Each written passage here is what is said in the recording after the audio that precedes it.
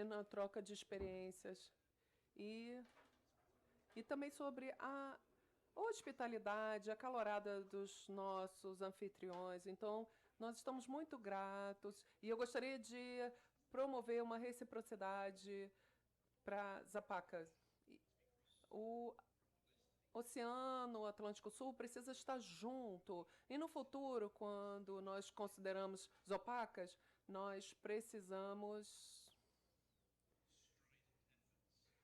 aumentar os esforços para assegurar que isso é construído de forma conjunta, porque estamos numa jornada em termos do que vai ser discutido hoje. A conectividade, eu penso, não é somente em termos de infraestrutura física, uma infraestrutura física que conecta países e outros parceiros, mas também diz respeito a tempo. E eu tive o privilégio de poder participar do primeiro simpósio, quase 2 anos atrás, no Zoom. Então, eu agradeço ao anfitrião, a Marinha Brasileira, por nos trazer aqui hoje para discutir pessoalmente. Isso nos ajuda a criar e consolidar esse senso daquele momento, das iniciativas que são fruto disso. E como o Almirante falou na introdução, temos um plano de ação que eu acho que vai ser o resultado das discussões de hoje, mas também as conexões que nós vamos levar adiante daqui. Eu penso que o maior interesse público crescente, então, que vai estar acontecendo no nosso horizonte, tem a ver com os cabos submarinos. E eu gostaria de falar sobre isso, porque no primeiro simpósio isso foi virtual. E eu pude endereçar isso de uma forma virtual. Eu agradeço à internet e aos sinais que foram passados por baixo da água por cabos. Então, precisamos reconhecer a função dos cabos submarinos que estão permitindo comércio e comunicação e também permite que as pessoas no futuro possam ver os procedimentos todos. Eu sei que isso é gravado no YouTube, então isso pode ser visto também a longo prazo. E isso acontece debaixo da água.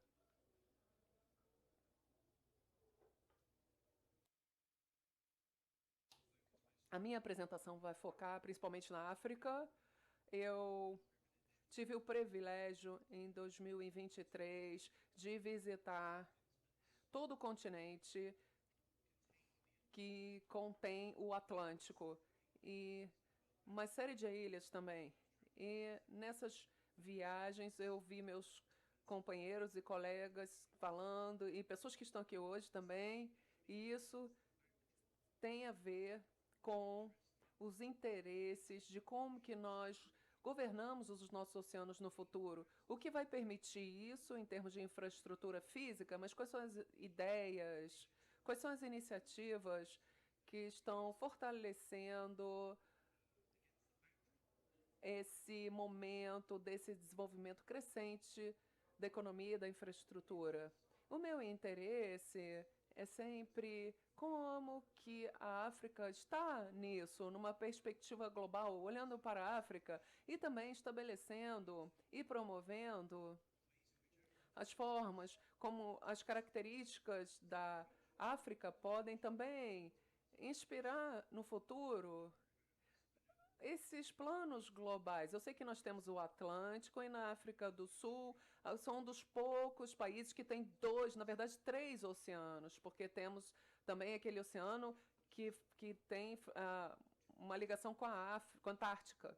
Então, isso é temos um pivô aí, temos um pedaço do Oceano Índico, um pedaço do Oceano Atlântico, e ambos não podem ser considerados como os pesquisadores falam, aqueles que estão falando com os senhores, os oficiais também.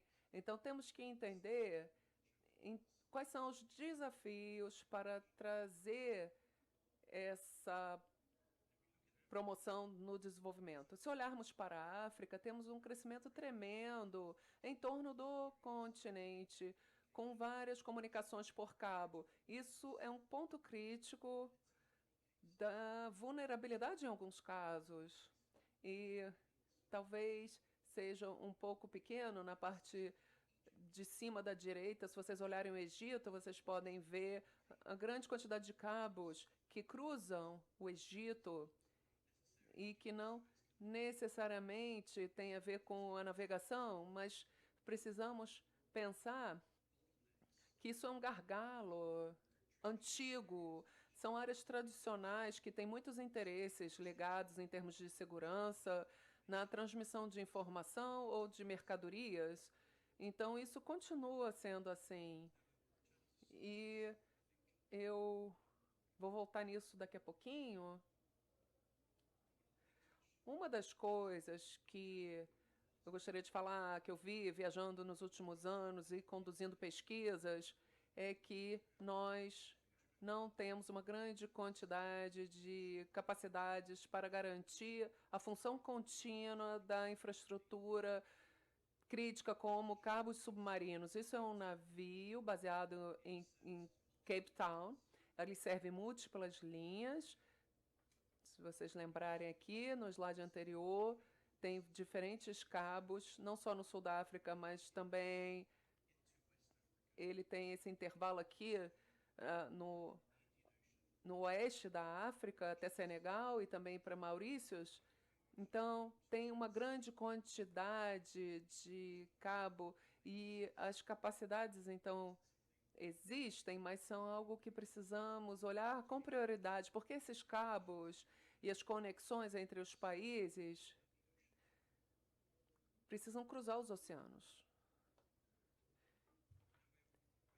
Agora, eu acho que todos estão cientes, obrigado pelo evento que aconteceu na Europa nos últimos 2 anos, e existe um interesse ali em infraestrutura crítica, considerando as vulnerabilidades, os danos e a destruição desses cabos.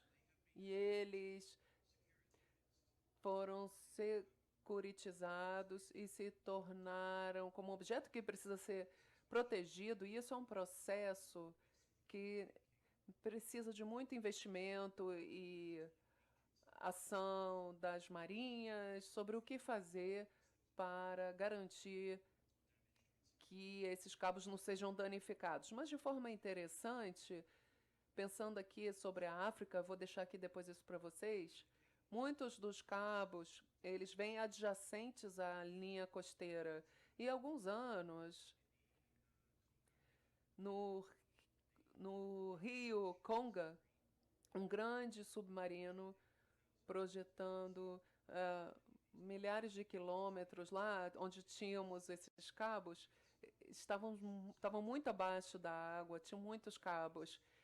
Então, provavelmente isso não seria conhecido o que aconteceu, mas tinham muitos cabos. O que aconteceu foi uma demora na transferência de dados na Nigéria, na África. E estando no sul da África, algumas vezes nos sentimos remotos geograficamente, então nós somos afetados muitas vezes com isso. Então, tem um interesse público crescente nisso. Não chegamos ainda nesse nível onde podemos dizer que isso é a maior prioridade. E, além disso, tem muitos projetos interessantes de engenharia com relação a esses cabos, então, onde eles podem ser operados e substituídos também. É um projeto muito interessante de engenharia que tenta encontrar uma forma de chegar nesse rio Congo, nesse conjunto de tubulações que é projetado na base embaixo do canyon, que vai pegar, acho que pega óleo, gás, recursos e transfere para áreas para serem processadas em navios. É uma engenharia tremenda. Eu acho que muitas pessoas talvez não entendam sobre isso, mas sem isso, a receita de empresas e países poderia ser muito impactada, e isso é algo que devemos observar nos nossos trabalhos. Então, voltando a falar do Congo Canyon em um minutinho, mas vamos ver agora esse tema aqui. Bom, aqui é uma foto de Lagos, na Nigéria. Eu tirei essa foto de uma publicação recente. Então, alguns espaços precisam de infraestrutura e desenvolvimento. Aqui são os locais que têm um crescimento populacional considerável, principalmente o número crescente de jovens, mais ou menos com 25 anos. A África talvez seja o continente mais jovem com essas pessoas no futuro, então. Mas, como vocês podem ver nesse mapa, tem muito espaço disponível que já está subutilizado e a disponibilidade, por exemplo, de opções de emprego sustentável não necessariamente é garantida, e isso não reduz a desigualdade em muitas cidades. Isso afeta os serviços em locais que ainda não existem. Então, é uma prioridade dos governos para garantir que aquela população receba os serviços e as oportunidades que precisamos, como qualquer lugar do mundo. Também é muito importante ter em mente que, potencialmente, temos que tratar a insegurança alimentar, a lacuna entre o número de, vamos dizer, peixes e pessoas, está crescente. Então, é muito difícil considerar a pesquisa que te dê exatamente uma plataforma firme para você tomar uma decisão sobre quantos peixes podem ser considerados, o que é muito difícil também para monetizar através dos navios, e talvez também isso aconteça na América Latina, na sua costa, mas a África sofre muito com a pesca ilegal, numa extensão muito grande. Então, o número de peixes disponíveis no futuro, para futuro da comida, do emprego, muitas pessoas se mudam para a costa achando que o pesca vai ser o futuro, e isso significa que tem um potencial para uma insegurança alimentar. E isso nos leva a um ponto muito interessante em termos das formas e o conceito que podemos ver aqui no mapa, e também isso inclui o domínio marítimo e a importância do compartilhamento de informações, a fusão de dados, assim como a discussão, como vimos no slide do Almirante mais cedo, a grande quantidade de exercícios e operações, oportunidades para controlar e colaborar com a informação que pode ser obtida de fontes para determinar o que temos, problema, por exemplo, com vazamentos, ou isso pode acontecer em parceria ou pode atender a nossa questão de recursos limitados. Também é muito importante pensarmos para o futuro, e temos boa oportunidade de discutir que vamos ter mais ou menos 5 milhões de pessoas morando. 500 milhões de pessoas morando na África Ocidental. Então, vamos ter mais ou menos 1 milhão de pessoas por quilômetro na costa, e vão estar confinadas nessa área da costa. Mas muitas pessoas vão estar indo para essas cidades e o investimento está crescendo. Temos oportunidades de emprego, mas também os desafios gerados pela mudança climática está afetando muitos lugares que estão ficando inóspitos e também não estão atendendo suas funções sociais. Muitas cidades, então, ficam sendo lugares para uma migração crescente, onde a população naturalmente depois cresce. Então, precisamos pensar nisso como que as pessoas vão ser capazes de se alimentar e ter um emprego sustentável para o futuro. E é importante também ver, olhando de novo para essa imagem de Lagos, você pode ver cidades também que estão desenvolvendo infraestrutura que não tem capacidade para crescer ou expandir, ou algumas vezes para servir a população regional. Então, temos que criar, por exemplo, a infraestrutura fora. Algumas cidades têm aeroporto fora, ou portos fora,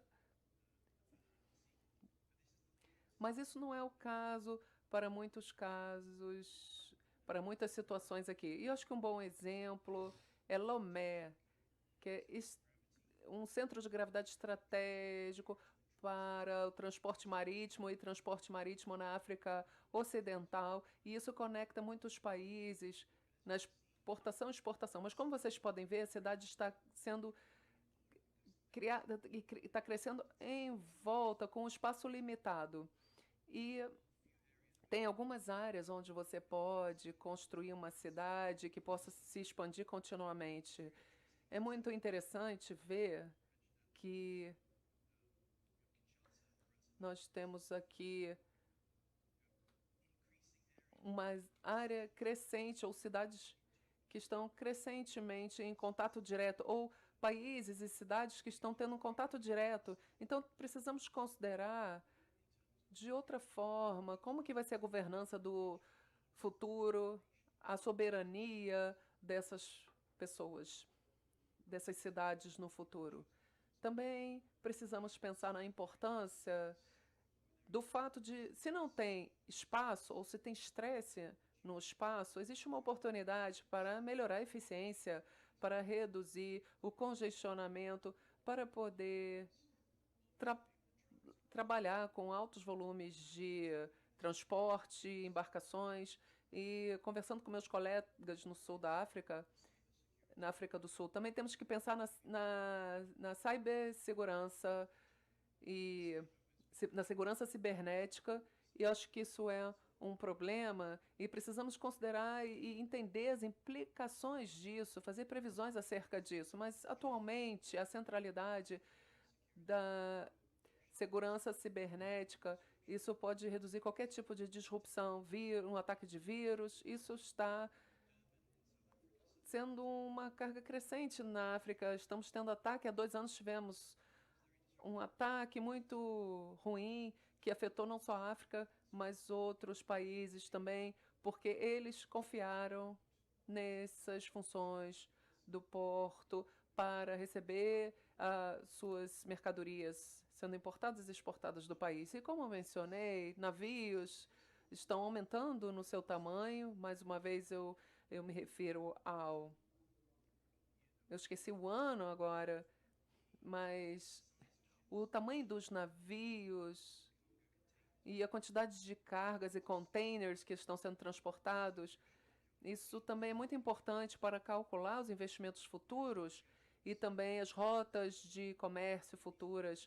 Isso, algumas vezes, traz oportunidades de infraestrutura que muitos países na África ainda não estão preparados para ter vantagem com isso. Ou essas países às vezes não estão preparados, ou seja, em termos de espaço, ou em termos de investimento, ou rodovias. Isso também precisa de investimento e catalisação. Então, sempre vai ser um legado do passado, mas também precisamos entender os desafios do presente nessas situações. E muitas dessas novas localidades, precisamos pensar na conectividade na terra, domesticamente, no nível nacional, com mercados, rodovias e ferrovias, mas também entre os países. É importante considerar isso. Temos uma carga no sul da África, eu sei que é no Oceano Índico, mas temos aqui Cape Town, que está servindo muitos países, e a conexão nem sempre ela está de acordo com o tamanho que é necessário. Também pensando sobre o futuro, conectando países nessa infraestrutura portuária E claramente é algo que requer uma perspectiva transnacional e continental nesse nível para que assegurem que os investimentos em infraestrutura, as oportunidades de desenvolvimento criadas, não sejam replicadas nos seus padrões e caminhos, numa situação onde nós estamos lutando com esse crescimento econômico e tendo dificuldade para identificar qual é a infraestrutura necessária mais apropriada para cada área. Como eu mencionei, muitas das importações e exportações e matérias-primas, recursos naturais são transportados por navios. Mas o que nós precisamos considerar aqui é a importância do nível do mar que está crescendo. Vemos isso aqui no Senegal, como eu mencionei, o impacto da mudança climática. E mencionou a população espremida em certas áreas litorâneas, e estamos dizendo cada vez mais eventos climáticos extremos que pioraram por tempestades, a falência em ter resiliência ou em se adaptar a eventos prévios. Então, áreas que estão encolhendo cada vez mais e um foco político-econômico nessas áreas para que aumentar o crescimento econômico no futuro estão sob pressão. Então, o planejamento se faz central. Daí a importância de colaboração internacional em termos de compartilhar experiências e instituições. Eu acho que compartilhando as instituições, mas as opacas também discutem paz, mas também desenvolvimento, infraestrutura, e traz para as mentes dos políticos e de outras mentes o quão fundamental é um planejamento futuro conjunto. E eu mencionei que existem poucas oportunidades para os países africanos fazerem comércio uns com os outros, o que aumenta, para crescer o comércio entre os outros, entre outro. A maioria dos mercados fica no além-mar, ou os bens manufaturados são importados. Então, existe... Mas ainda o comércio intra-africano parece estar crescendo, ainda que seja mínimo. Pode ser um desafio, mas a importância disso já foi salientada por um evento multilateral recente, que foi a criação da área de livre comércio da África para alcançar o desenvolvimento. Bom, isso é interessante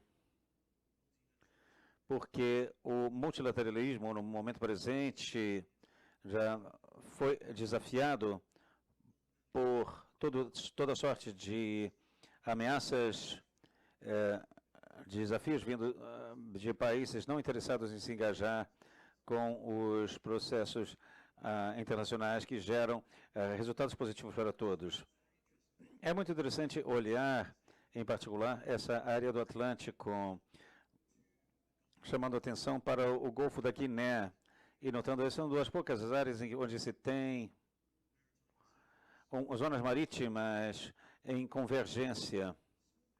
Áreas pequenas também, como vocês podem ver, em Togo, Benin, Cabinda, DRC, Congo, Brazzaville, e são pequenas áreas onde existe convergência, e essas fronteiras não foram necessariamente definidas no passado, não estão necessariamente sujeitas a um tratado ou acordo a respeito à sua legalização. A prioridade para a maioria dos países ao redor do mundo, especialmente para a África, tem sido determinar e garantir fronteiras terrestres. As fronteiras terrestres determinam as fronteiras marítimas pela trajetória daqueles que vão para o Rainbow Age, e essas são as áreas que estão sujeitas à subida do nível do mar, mudando os contornos.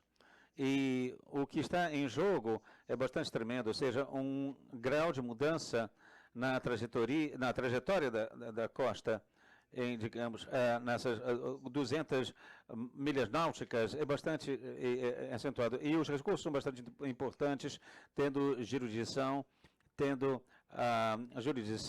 e certeza legal com relação à propriedade. Tem que ser externado questão de interesse nacional para os países, porque eu mencionei que é preciso haver oportunidades de emprego, é preciso que haja oportunidades de alimentícias, seja da pesca ou garantindo a segurança marítima, ou a falta de que não haja derramamento de petróleo. E mesmo países com boa capacidade, que têm um histórico de engajamento marítimo, podem se tornar, digamos, cegos para o mar. Isso é um desafio também em si. Então, resolver essas controvérsias, à medida que eu contenho, mas também trazê-las à atenção de uma maneira que possam ser resolvidas de maneira amigável, é um desafio. O conceito, a norma, que serve de âncora para as relações internacionais de soberania, talvez interpretado para alguém que não seja familiar com os requisitos do comércio marítimo, ou, conforme foi mencionado, a falta de uma linha no mar que se possa ver, ou um muro que previne as coisas, mas abordar as ideias, digamos, os óculos que nós botamos para olhar o que nós precisamos fazer a respeito de alguma coisa, isso é moldado pelas ideias terrestres, ou ideias que não necessariamente estão sujeitas a um novo pensamento em termos marítimos. E por isso que eu disse que uma iniciativa como a Zona, que contém ideias de colaboração e desempenha um papel fundamental. Eu mencionei jurisdição, que é fundamental para muitos planos e planos econômicos. Um bom exemplo sendo o mapa à direita, sendo blocos de petróleo, seja para leilões ou concessões planejadas. Essas são fontes muito importantes de receita, ainda que não conduzam necessariamente à extração de óleo ou gás em si, a habilidade de legalmente reivindicar e e determinar também é de interesse nacional, mas não é uma coisa que tenha sido sempre uma prioridade. As questões de terra, o foco na terra, além de diversos países como Angola, Nigéria e países que operem plataformas offshore, é relativamente novo. Eu mencionei, por exemplo, no Moçambique.